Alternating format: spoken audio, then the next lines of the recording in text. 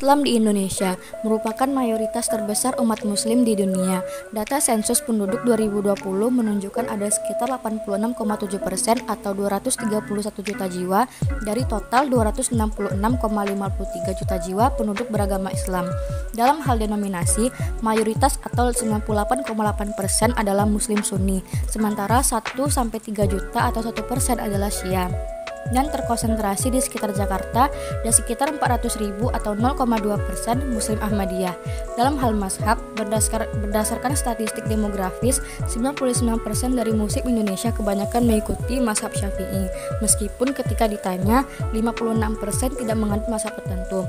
Aliran pemikiran Islam di Indonesia secara garis besar dapat dikategorikan ke dalam dua orientasi, modernisme yang menganut teologi ortodoks dengan pembelajaran modern, dan tradisionalisme yang cenderung mengikuti interpretasi para pemuka agama dan ustaz atau pesantren setempat.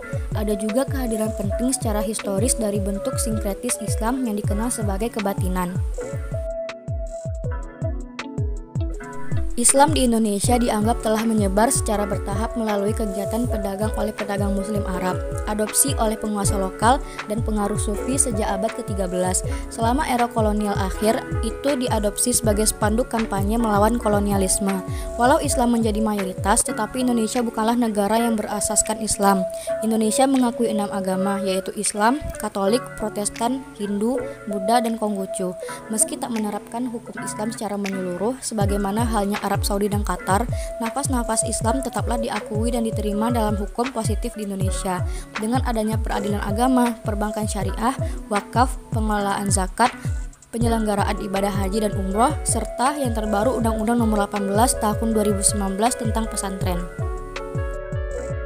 Pendidikan. Perkembangan Islam yang cepat menyebabkan muncul tokoh ulama atau mubalik yang menyebarkan Islam melalui pendidikan dengan mendirikan pondok pesantren. Pondok pesantren merupakan tempat para pemuda dari berbagai kalangan masyarakat untuk menimba ilmu agama Islam. Setelah tamat, mereka akan menjadi juru dakwah untuk menyebarkan Islam di daerah masing-masing. Sebagai lembaga pendidikan Islam, pesantren berperan melahirkan guru agama, kiai, atau ulama. Maka dari pesantren inilah muncul tokoh ulama atau mubalik yang menyebarkan Islam melalui dakwah dan pendidikan. Di samping memberikan dakwah kepada masyarakat, banyak juga lulusan dari pondok pesantren mendirikan pondok-pondok pesantren baru, sehingga saluran pendidikan Islam di Indonesia semakin tersebar. Seni budaya. Berkembangnya agama Islam dapat melalui seni budaya, seperti seni bangunan, yaitu masjid, seni pahat, yaitu ukir, seni tari, seni musik, dan seni sastra. Melalui seni budaya, para kalangan ulama seperti Wali Songo mengajarkan Islam melalui pendekatan budaya agar mudah diterima oleh kalangan masyarakat. Salah satunya Sunan Bonang yang menciptakan Gending Durama dan kitab Gending Sunan Bonang. Selain itu, ada Sunan Giri yang dikenal sebagai seniman yang menciptakan Gending Asmarandana dan Pucung. Adapun sunan yang menonjol di antara Wali Songo adalah Sunan Kalijaga yang memanfaatkan media wayang untuk dakwahnya kepada masyarakat. Politik. Berdasarkan kajian terhadap sumber ajaran Islam, Al-Quran, dan Sunnah, setiap Muslim meyakini bahwa kedua sumber ajaran itu memberikan skema kehidupan yang sangat jelas. Skema kehidupan ini bermakna bahwa masyarakat yang harus dibangun oleh setiap Muslim adalah masyarakat yang tunduk pada kehendak ilahi. Sehingga klasifikasinya tentang nilai baik dan buruk harus dijadikan kriteria atau landasan etis dan moral bagi pengembangan seluruh dimensi kehidupan. Karenanya, pembumian nilai-nilai Islam merupakan suatu tuntunan terhadap umat Islam. Islam tidak memisahkan persoalan-persoalan rohani dengan persoalan-persoalan dunia, melainkan mencakup kedua segi ini. Hukum Islam atau syariat mengatur keduanya, hubungan manusia dengan Tuhan dan hubungan manusia dengan sesamanya. Menyadari akan hal ini, umat Islam dalam kitabnya Syah Al-Syariyah Ibnu Taimiyah mengungkapkan bahwa nilai organisasi politik bagi kehidupan kolektif manusia merupakan keperluan agama yang terpenting. Tanpa tumpangannya, agama tidak akan tegak dengan kokoh.